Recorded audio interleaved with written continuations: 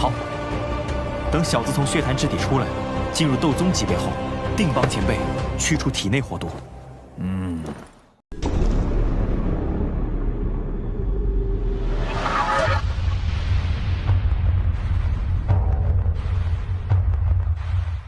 Di episode sebelumnya, saat tubuh Xiaoyan melewati terowongan, tiba-tiba dia merasakan tekanan yang kuat yang menghempas tubuhnya.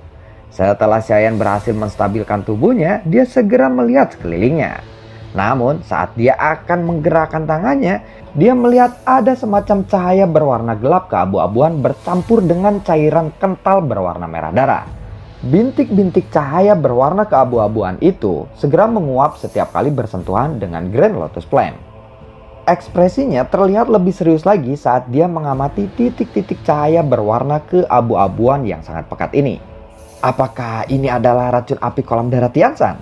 Tidak heran, bahkan seseorang ahli seperti Jinshi pun tidak berani lama-lama di tempat ini. Xiaoyan bergumam pada dirinya sendiri. Kemudian, pandangannya menyapu sekitarannya. Tepat di bawah Xiaoyan adalah permukaan yang dipenuhi dengan lubang. Lubang-lubang dengan berbagai ukuran itu berulang kali mengeluarkan asap keabu-abuan. Dan sepertinya bintik-bintik cahaya keabu-abuan ini berasal dari sana. Xiaoyan kemudian menatap area yang telah tersegel oleh penghalang spasial, tidak jauh dari tempat dia berada saat ini. Kemudian dia menuju ke tempat itu dan duduk bersila di sana. Tidak henti-hentinya Grand Lotus Flame terus melonjak keluar dari tubuhnya untuk mengisolasi tubuh Xiaoyan dari racun api di sekitarnya. Jika saja aku tidak memiliki api surgawi, kemungkinan besar aku tidak akan berani datang ke tempat ini. Walaupun aku tahu bahwa tempat ini adalah tempat yang sangat berharga. Kemudian Xiaoyan segera menutup matanya dan memasuki metode pelatihannya dengan cepat. Segera kekuatan hisap yang ganas perlahan melonjak keluar dari tubuhnya. Grand Lotus Flame pun berhasil memisahkan energi murni dari racun api yang terkandung di tempat ini. Bintik cahaya keabu-abuan lalu menguap setiap kali bersentuhan dengan Grand Lotus Flame yang melindungi tubuh Xiaoyan. Dengan begitu, Xiaoyan lebih leluasa menyerap energi murni di tempat ini. Xiaoyan terus-menerus menghisap energi di tempat ini dengan kecepatan yang sangat luar biasa. Jika saja Xiaoyan tidak memiliki api surgawi, akan sangat sulit untuk bisa memisahkan racun api yang tercampur dengan energi murni di tempat ini dalam waktu yang sangat lama. Tubuh Xiaoyan bergetar ketika gelombang pertama cairan merah darah yang agung memasuki tubuhnya. Jumlah energi yang dihisap oleh Xiaoyan dari gelombang pertama ini sebanding dengan 3 atau 5 hari energi yang diserap oleh orang-orang yang berada di luar. Bagaimanapun itu benar-benar diserap dalam waktu yang sangat singkat. Tidak heran, suku tikus menelan emas telah menghabiskan begitu banyak upaya untuk menyembunyikan dan merahasiakan tempat ini. Jika salah seorang dari mereka bisa benar-benar mengeluarkan racun api dari energi yang sangat kaya dan murni ini, itu pasti akan membuat kekuatan suku tikus menelan emas mereka melonjak pesat. Xiaoyan terus membiarkan energi agung mengalir ke dalam tubuhnya. Dia menggunakan metode mantra api untuk membuat pembuluh darah, tulang, otot, dan bahkan sel-selnya menyerap energi agung ini dengan kecepatan yang sangat luar biasa. Energi kental yang berwarna merah darah ini tampaknya memiliki semacam efek yang ajaib. Selama penyerapan energi ini, Xiaoyan juga bisa merasakan bahwa tubuhnya dalam keadaan yang sangat energik. Ini adalah perasaan yang sangat luar biasa yang dirasakan oleh Xiaoyan saat ini. Jika saja ada orang lain di sini, orang itu akan bisa melihat bahwa seluruh tubuh Xiaoyan tampaknya telah berubah warna menjadi merah darah. Energi yang agung dan juga kental telah memenuhi setiap inci dari tubuhnya.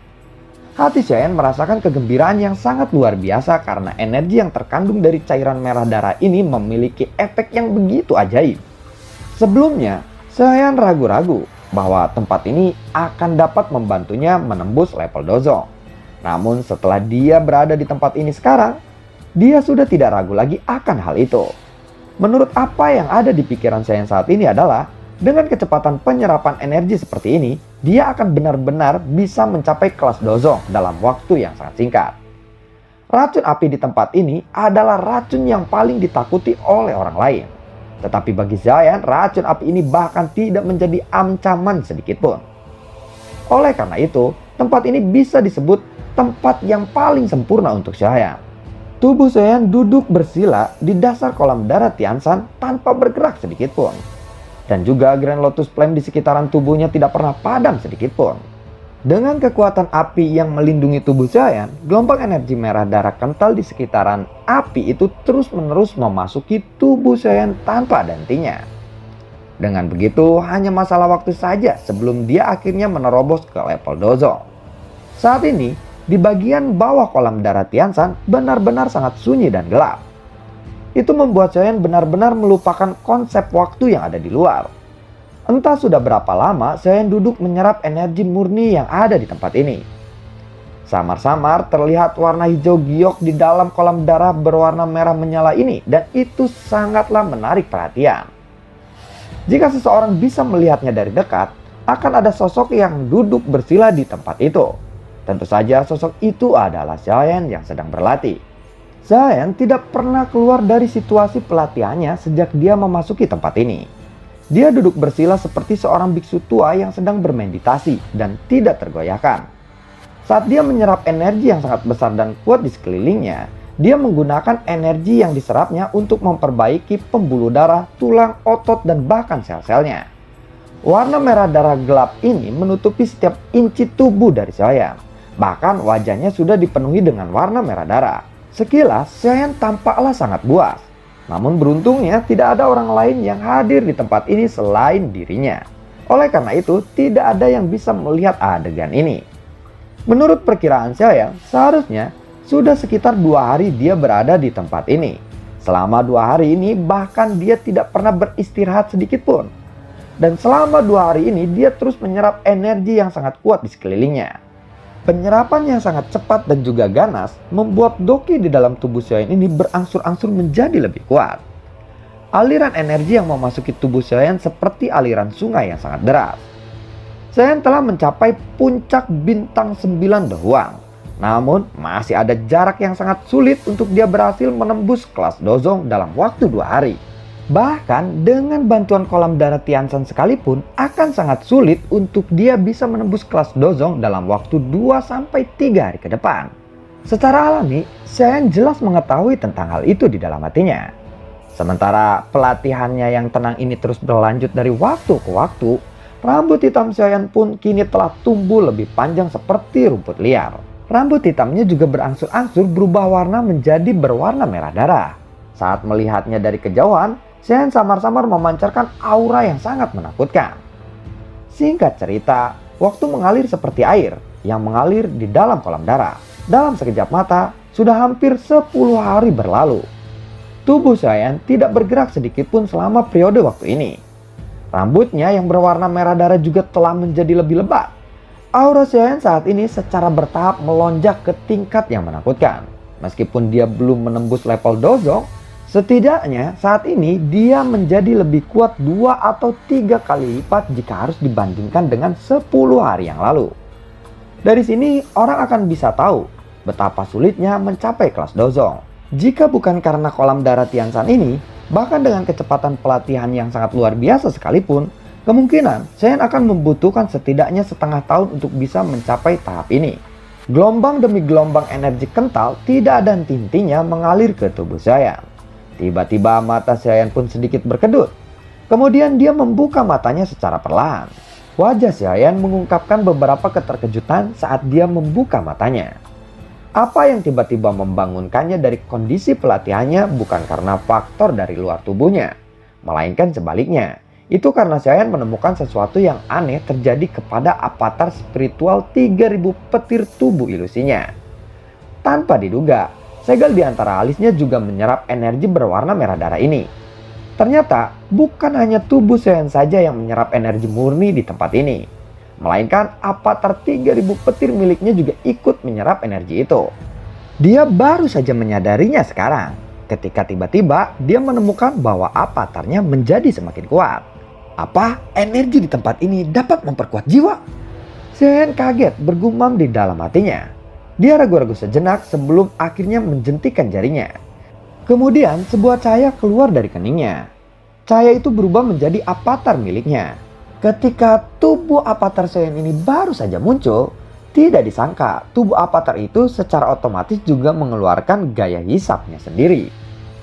energi berwarna merah di sekelilingnya juga tampak terseret oleh avatar itu.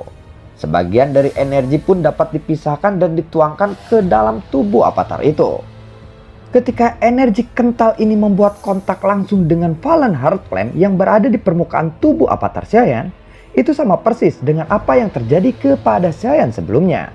Racun api yang terkandung dari cairan kental berwarna merah darah ini juga segera menguap saat bersentuhan dengan Fallen Heart Flame yang melindungi tubuh avatar Saiyan. Aku sangat beruntung. Fallen Heart Flame melindungi tubuh avatarku. Jika tidak, saat avatar ini muncul, tubuh avatar itu pasti akan terkikis oleh racun api yang terkandung dari cairan merah darah ini. Saiyan berbicara dengan dirinya sendiri dan menghela nafas lega saat dia melihat pemandangan itu. Setelah energi besar murni ini memasuki tubuh avatar Saiyan, warna pekat merah darah segera keluar dari tubuhnya. Dalam sekejap, avatar yang semula berwarna transparan segera berubah warna menjadi merah darah. Meskipun warnanya telah berubah, Saiyan yang memiliki kontak spiritual dengan avatarnya terkejut ketika menemukan bahwa kekuatan avatar ini dengan cepat meningkat dengan kecepatan yang sangat luar biasa. Dengan pemurnian dari Fallen Heart Flame, sepertinya avatar ini juga akan segera mencapai tahap menengah. Ternyata energi di tempat ini juga memiliki efek penyempurnaan terhadap avatar spiritual. Saiyan bergumam pada dirinya sendiri karena terkejut setelah mengetahui hal itu. Dalam waktu kurang dari setengah bulan, Saiyan akhirnya bisa melatih tubuh ilusi petir 3000 petir miliknya ke tahap menengah. Dan jika orang-orang dari Papiliun Petir Angin mengetahui akan hal ini, kemungkinan orang-orang dari Papiliun Petir Angin yang mempelajari teknik Dao yang sama, saking terkejutnya mereka mungkin akan segera memuntahkan darah dan bahkan mati di tempat saat mereka mengetahui hanya dalam waktu kurang dari setengah bulan, Saiyan telah berhasil membuat avatar 3000 petir tubuh ilusi miliknya mencapai tahap menengah.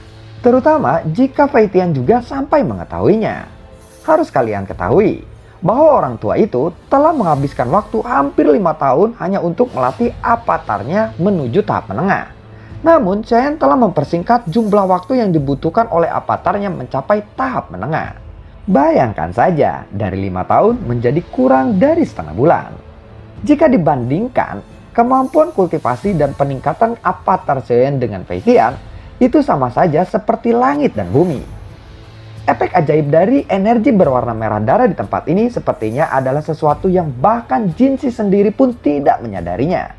Lagi pula, dia tidak memiliki api surgawi untuk melindungi tubuhnya. Dengan demikian, dia tidak akan berani mengambil risiko jika harus kehilangan nyawanya hanya untuk mendapatkan manfaat dari dasar kolam darah Tiansan ini.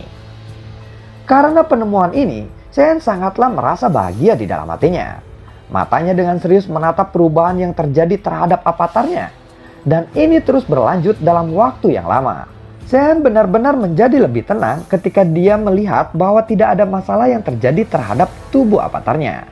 Dia kemudian membiarkan tubuh avatarnya menyerap energi di sampingnya.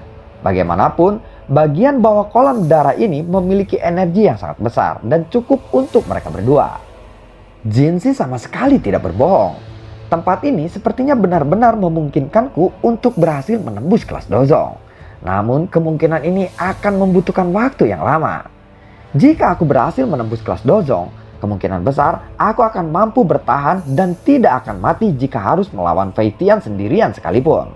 Dan jika saja aku masih bisa meminjam kekuatan guruku, aku mungkin bisa benar-benar bertarung dan mengalahkannya secara langsung. Saiyan bergumam di dalam hatinya ketika Saiyan bisa merasakan energi yang sangat luar biasa mengaliri tubuhnya. Dozong dan juga Dohuang adalah dua level yang sangat jauh berbeda. Jika Saiyan berhasil menembus level Dozong, jarak antara dia dengan Fei Tian tidak akan lagi begitu jauh dan tidak terjangkau.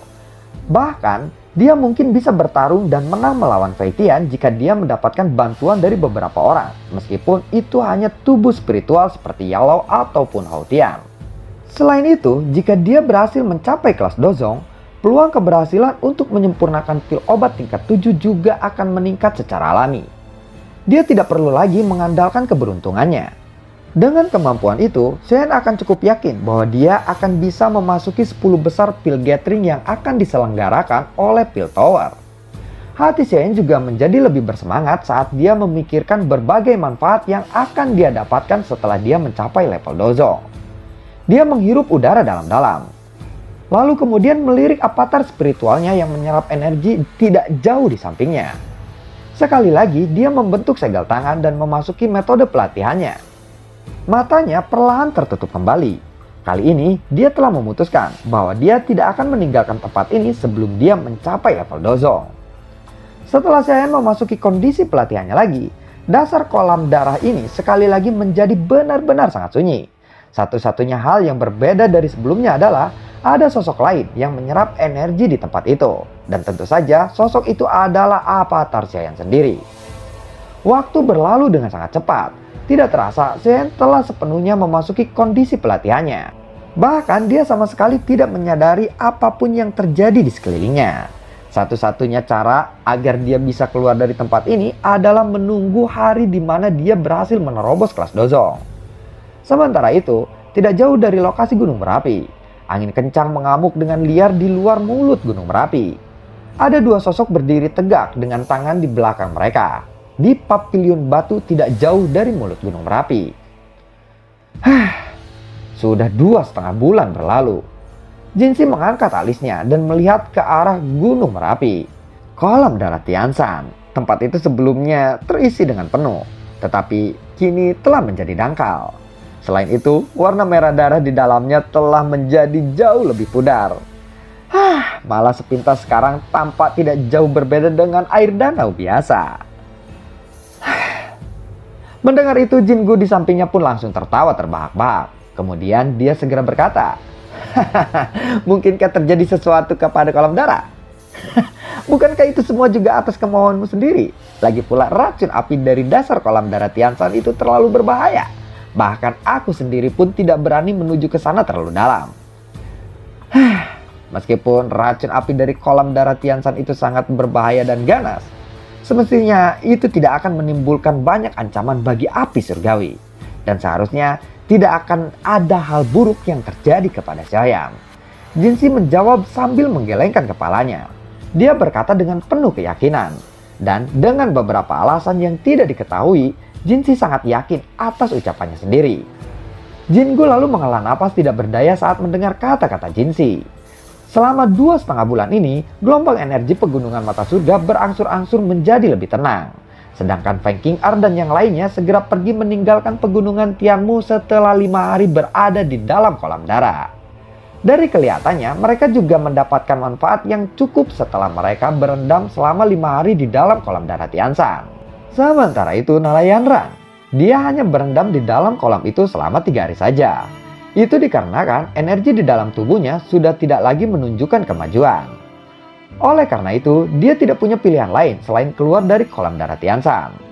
Namun tetapi setelah itu, dia tidak langsung meninggalkan pegunungan ini. Dia lebih memilih untuk menunggu Xiaoyan di pegunungan Tianmu selama hampir 2 bulan. Jelas dia memilih menunggu Xiaoyan karena dia sebenarnya sangat mengkhawatirkan Xiaoyan di dalam sana. Selama 2 bulan, dia tidak mendapatkan apa yang dia mau. Sebelum akhirnya dia pun tidak punya pilihan lain selain pergi. Dengan kata lain, Xiaoyan adalah orang satu-satunya yang tinggal di dalam kolam darah tanpa diketahui keberadaannya oleh siapapun. Terkecuali dirinya, Jinxi dan juga Jingu. Jika masih belum ada kabar hari ini, terpaksa aku akan memasuki kolam darah dan melihat apa yang terjadi di dalam sana. Setelah merenung beberapa saat, akhirnya Jinxi menggertakkan giginya dan berkata seperti itu. Dia masih membutuhkan Xiaoyan untuk mengeluarkan racun api yang ada di dalam tubuhnya. Oleh karena itu, meskipun dia tahu bahwa dia tidak bisa masuk begitu saja ke dalam kolam darah Tianshan seperti yang dia inginkan, dia tidak punya pilihan lain selain pergi untuk melihatnya sendiri. Mendengar itu, Jingu di sampingnya lalu mengangguk tidak berdaya. Mereka tidak punya pilihan lain selain melakukannya. Tiba-tiba suara ledakan pun terjadi di sekitar mulut gunung Merapi. Suara ledakan itu sangatlah keras.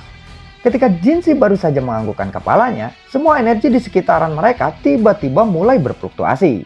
Setelah mendengar suara ledakan itu, Jinxi dan juga Jingu segera mengalihkan pandangan mereka ke tempat di mana suara ledakan itu terjadi.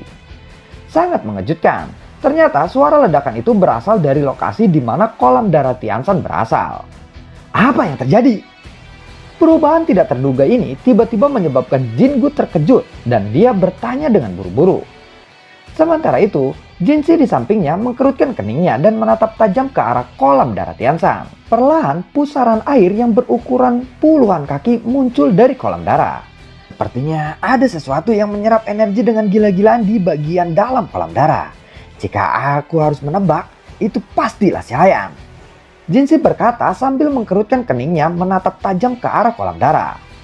Tunggu dulu, bagaimana dia bisa mengaduk energi alam hingga seperti ini dengan kekuatan doangnya? Tanya dari Jingu yang berada di sampingnya. Mata Jinsi tiba-tiba melebar saat dia teringat sesuatu. Ada ekspresi keterkejutan di wajahnya saat dia menoleh ke arah Jingu.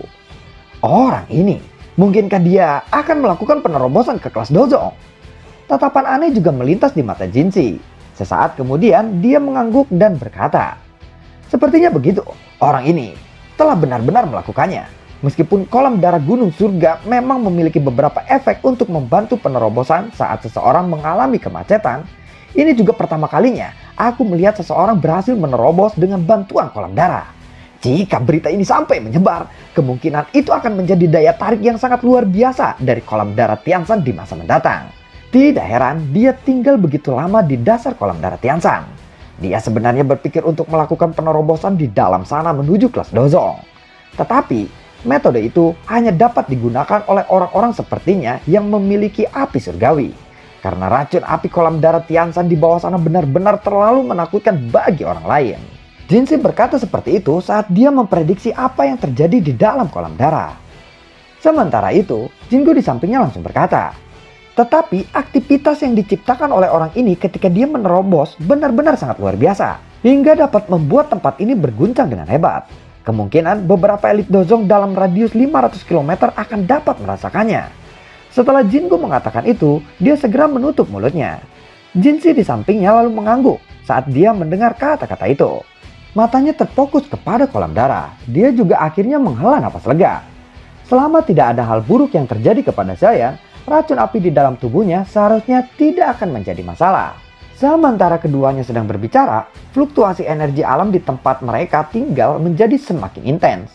Gelombang demi gelombang energi padat merembes keluar di sekitarannya. Setelah itu, energi mengalir menuju pusaran air di dalam kolam darah. Jika dilihat dari kejauhan, sepertinya seluruh gunung Merapi ini terbungkus oleh badai energi yang berwarna-warni. Dan itu memberikan penampilan yang sangat spektakuler. Perubahan yang tidak terduga secara tiba-tiba ini menarik perhatian seluruh suku tikus menelan emas di Gunung Mata Surga. Tatapan tercengang yang tidak terhitung jumlahnya melesat ke arah sumber ledakan itu. Seiring berjalannya waktu, perubahan di sekitaran Gunung Merapi tidak berkurang, tetapi malah menjadi semakin parah. Pada akhirnya, sepertinya ada pilar warna-warni yang tidak terhitung jumlahnya melesat ke arah langit. Saat sejumlah energi ini meningkat mengalir dari kolam darah, aura agung yang mirip dengan seekor naga yang besar yang terbangun dari tidurnya perlahan merembes keluar dari dasar kolam darah. Aura itu sangatlah kuat, bahkan bisa membuat ekspresi Jinsi dan juga Jingu lebih tercengang lagi. Aura ini sepertinya bukanlah aura level seseorang yang baru saja naik ke level Dozong. Jinsi bergumam di dalam hatinya. Ya, aura ini tidak kalah dengan aura seorang Dozong bintang 1. Sementara itu di wilayah pegunungan Tianmu, aura ini, apakah ada orang lain yang akan menembus level Dozong? Dari kelihatannya, aura ini berasal dari pegunungan Mata Surga. Apakah itu anggota lain dari suku tikus menelan emas kita? Orang-orang itu memang beruntung. Oleh karena itu, kekuatan suku tikus menelan emas akan meningkat lagi. Hei, kolam darah Tianshan adalah barang yang sangat berharga. Sepertinya, aku harus meminta murid-murid dari sekte kita untuk mencoba keberuntungan mereka kali ini. Orang-orang bergumam di sana, terlebih lagi dari suku tikus menelan emas. Energi berkumpul di sekitaran puncak Gunung Merapi di mana kolam darah berada. Sepertinya dia akan keluar. Jinsi menatap serius putaran permukaan air yang menakutkan sebelum dia tiba-tiba berbicara. Ledakan pun terjadi lagi. Pilar air dari kolam darah memuntahkan cairan merah ke segala arah. Sosok kurus perlahan terungkap dari arah langit. Aura yang agung menyebar dari tubuhnya. Dozong! Banyak suara terkejut dan iri terdengar di seluruh pegunungan Mata Surga ketika semua orang yang hadir merasakan kekuatan yang besar ini. Sosok kurus di atas langit, tubuhnya tidak bergerak. Tetapi aura agungnya cukup untuk membuat area ini bergetar hebat. Dozong! Dozong adalah level di mana seseorang dapat dianggap sebagai seseorang ahli sejati di benua Doki. Hanya dengan berhasil mencapai level Dozong, seseorang akan diakui dan dihormati di daratan tengah ini. Pada saat ini, Saiyan telah mencapai level itu di usia yang relatif muda. Pencapaian ini sangat mengesankan. Sosok tubuh terlihat berdiri tegak di udara. Sosok itu tidak menggunakan sayap Doki ataupun sayap tulang yang terlihat di punggungnya. Melainkan kali ini dia berjalan di udara. Dan itu adalah ciri khas unik dari seseorang elit Dozong. Namun mata Saiyan terlihat tertutup rapat. Aura agung melekat dari tubuhnya. Apa yang salah dengannya? Jingu bertanya. Keterkejutan melintas di matanya saat dia melihat keheningan Saiyan. Sepertinya dia telah memasuki kondisi yang unik. Jinshi ragu-ragu sejenak sebelum dia berbicara.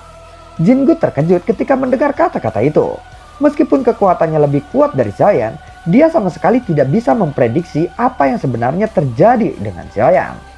Mari kita menunggu dia sampai dia pulih, ucap dari Jinshi. Mendengar itu Jingu pun lalu berkata, baiklah, dan lalu bagaimanakah kelanjutan ceritanya? Nantikan video gue berikutnya dan semoga sehat selalu untuk kalian. Sebenarnya gue udah selesai sih membacakan alur cerita ini di channel sebelah, yaitu channel Pian Rafe. Kalian bisa mampir dan cek playlistnya. Dan kalian akan menemukan playlist Battletrog Defense Season 5 sampai dengan selesai.